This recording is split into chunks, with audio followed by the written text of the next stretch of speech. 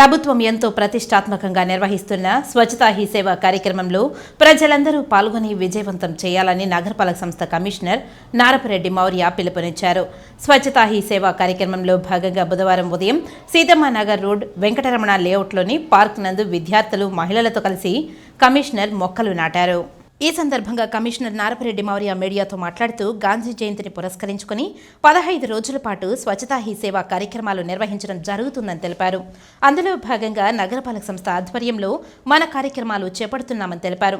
పారిశుద్ధ్య పనులు, పార్కులో ఖాళీ స్థలాలలో మొక్కలు నాటడం, తడి, పొడి చెత్త వేరువేరు చేయడం వంటి వాటిపై ప్రజలకు అవగాహన కల్పిస్తున్నామని అన్నారు.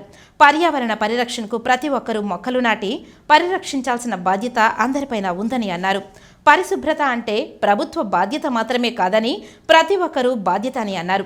స్వచ్ఛతా హీ సేవ కార్యక్రమంలో భాగంగా 26వ తేదీ గురువారం ఉదయం 3 కిలోమీటర్ల పరుగు పందెం, వేస్ట్ టు వండర్ పోటీలు, వీధి నాటకాలు, పారిశుద్ధ్య కార్మికులకు పీపీఈ కిట్లు పంపిణీ, ఆరోగ్య పరీక్షల నిర్వహణ వంటి పలు కార్యక్రమాలు నిర్వహించనున్నామని తెలిపారు. ఉదయం 6 గంటలకు వివేకానంద కూడలి నుండి ఎస్వి యూనివర్సిటీ వరకు ఈ పరుగు పందెం ఉంటుందని తెలిపారు. ఈ స్వచ్ఛతా హీ సేవ కార్యక్రమంలో ప్రతి ఒక్కరూ మనవంతు బాధ్యతగా పాల్గొని విజయవంతం చేయాలని ఈ సందర్భంగా ఆమె పిలుపునిచ్చారు. ఈ మొక్కలు నాటే కార్యక్రమంలో deputy commissioner Amarayya, health officer doctor you Anvesh Reddy, DE Mahesh, sanitary supervisor Chenchaiah, MEPMA Krishnaveni తదితరులు పాల్గొన్నారు.